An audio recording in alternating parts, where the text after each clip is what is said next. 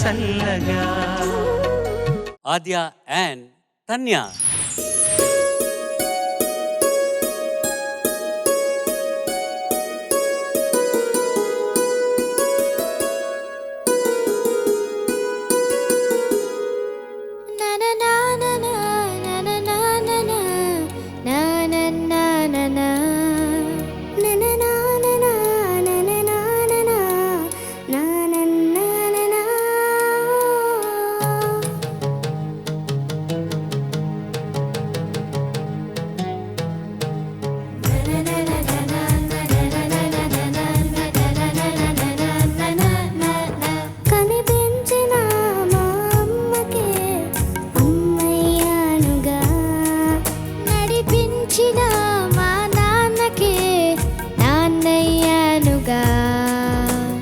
ఒకరిది కన్ను ఒకరిది చూపు, ఇరువురి కలయిక కంటి చూపు.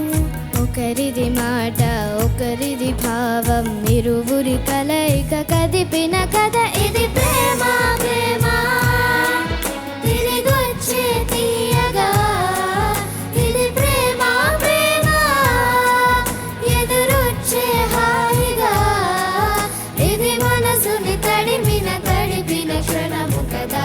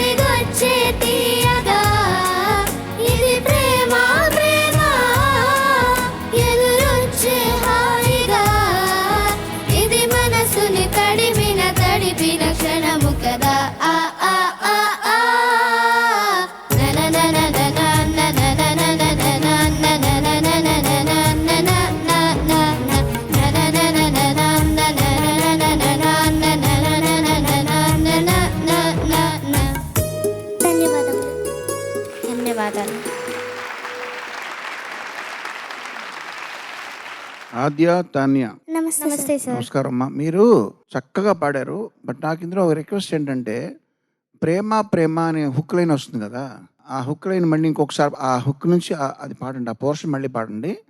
బట్ ప్రేమ ప్రేమ అనే బదులు అమ్మ అమ్మ అని పాడండి ఒకసారి, ఎలా వస్తుందో చూద్దాం.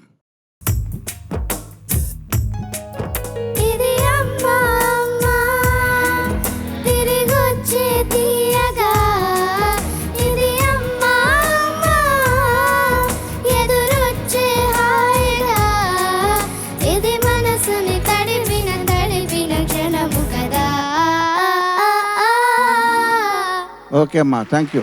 అంటే అది హాంటింగ్ ట్యూన్ కదా.